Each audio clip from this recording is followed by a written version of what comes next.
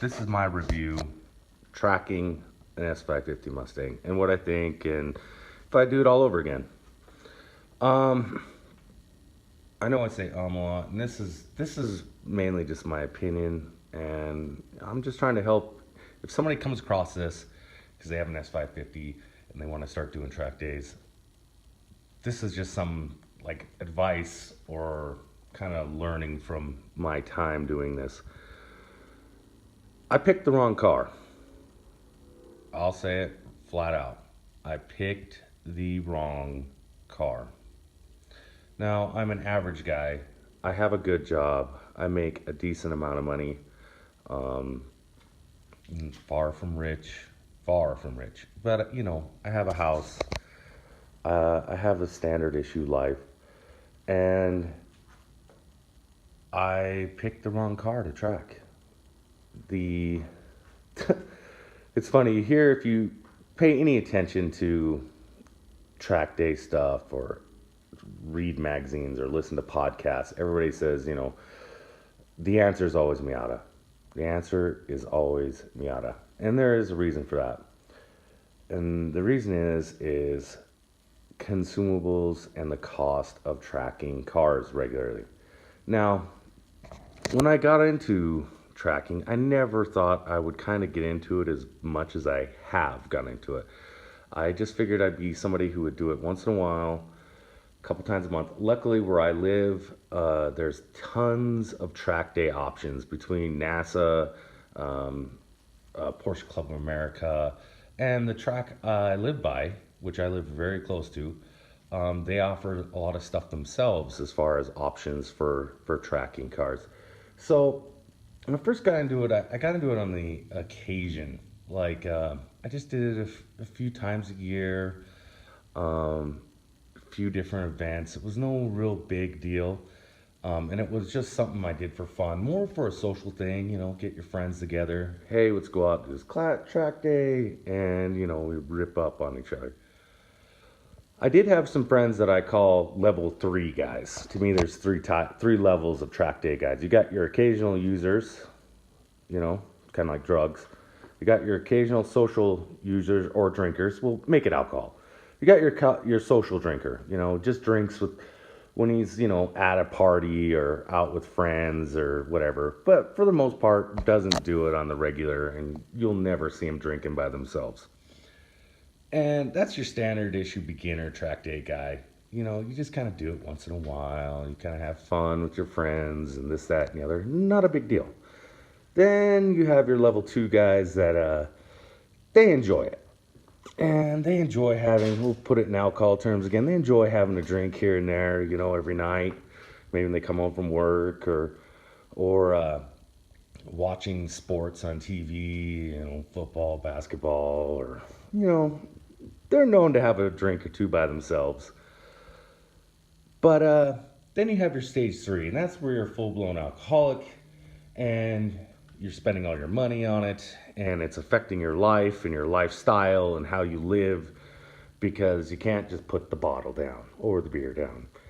And track day is kind of like the same thing.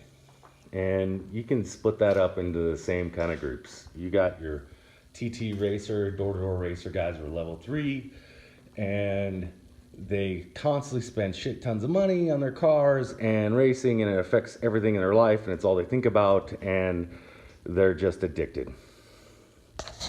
Well, if you're going to be the level 3 guy, you're going to have a drinking problem, you better have the job to help support that drinking problem. Because if you can't afford it, well, you should really think twice about getting into it. And it's kind of what happened to me, is I was a stepping stone drug, I started out doing it occasionally. I do have a motorcycle road racing background, and so I kind of was quick pretty fast right away. And yeah, I kind of got into it. Things got a little out of control, and I didn't even realize it. So when I bought this car, as I said, I mainly was going to street drive this thing and then just occasionally track to use it. And doing that, this car is fun, spectacular. Now, a little side effect of doing lots of track days kind of kills any rush you get from driving on the street, because driving on the street is, well, fucking boring. I mean, it's just simple as that. You just drive normally and, it's no big deal. Whereas on the track, you actually push it and you'll never get even. If you're driving 25% of how you drive on the racetrack on the street, you're literally flying through traffic and are a risk to everybody. So, yes, I picked the wrong car because my level of tracking has gone up substantially in the last year. And when it goes up, the costs go up. And then I'm starting to find myself going, oh my gosh. Like, the one smart thing I did was, this car is not a daily driver. I don't need it for a daily driver. I have multiple other cars that I drive. So this one can easily sit like this, like a standard issue track car, on jack stands with the hood up. And it's no big deal because I only need it for those occasional times when I'm either tracking it or whatever. Right now, I've replaced all the rotors again, brake pads again, and I got a bad wheel bearing right there. That needs to be changed. So, with my income level being a good job but far from rich, pretty much I should have picked something a little bit cheaper. But at the time, I didn't realize was how fast you could be in a cheaper car and how much fun they could be. All I thought was kind of like horsepower, which this car has tons of, and this car can easily, with, you're a good driver, you can run down a lot of badass cars, even more expensive than this. I mean, I run with GT3 Porsches and Cup cars and you name it, Lotus Cup cars, pretty much everything under the sun, Vipers, and yeah, like I'm not this thing I can easily run, and we're talking I can run right with them, some faster, some slower, on street tires. Look at these street tires, just regular summer tires. I mean, there's some R compound stock there, but I don't necessarily need them. But the thing is I got in too heavy, and when I get in too heavy, the costs multiply.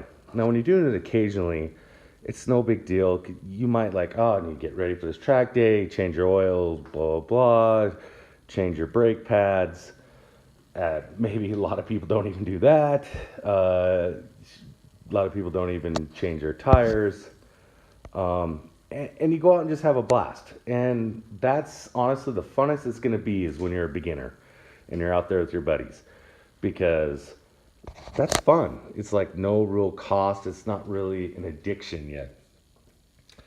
But with me, and I started to track multiple times a month and started getting faster. So I had to start doing upgrades and this, that, and the other. The costs really started to increase. Now, I have one of my friends who is a extremely fast local guy, track record holder, but he runs a completely different class car than this. In fact, this was the first Ford Mustang he'd ever driven, which he thought it was very impressive. But the thing is just cost. Brake pads, for track day brake pads, you have to run pretty good brake pads, if not race pads. They're expensive. You will go through sets of them. I've gotten it down to, I've kind of figured out the combo to make them last. That is brake duct cooling kits, what kind of rotors to run to really help pad life.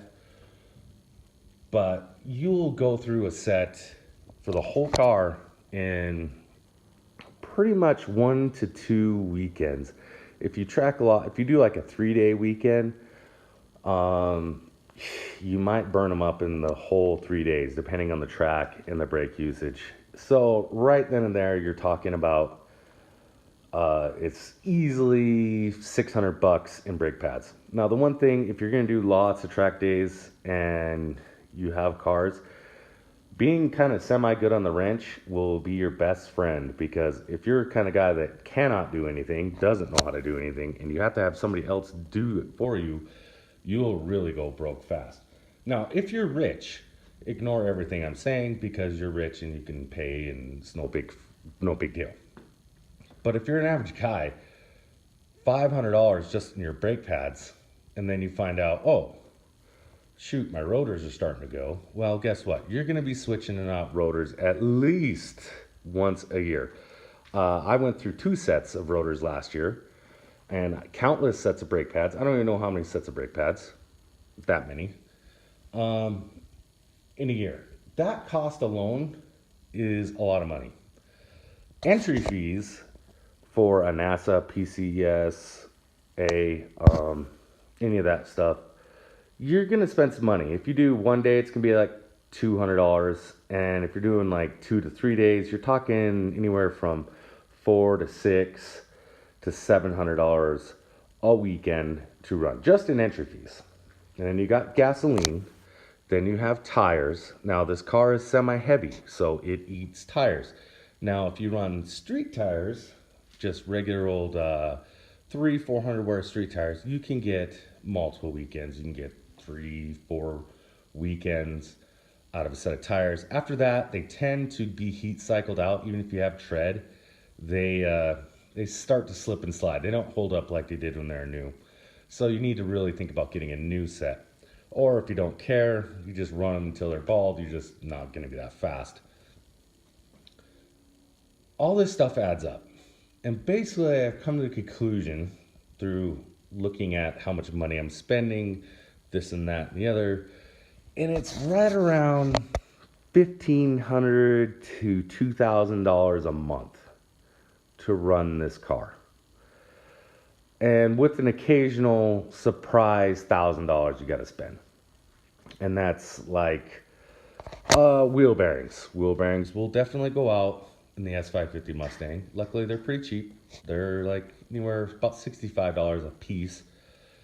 And if you can do it yourself, that's great. If you can't, I think they'll charge you at any normal shop about $180 to put one in. So if you gotta do 2, we'll usually do 2 for like 180 bucks.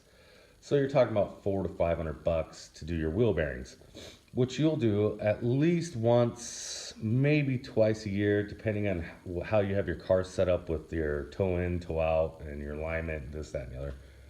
Crazier alignment, more racy alignment you have, the harder on the wheel bearings and the faster they'll go.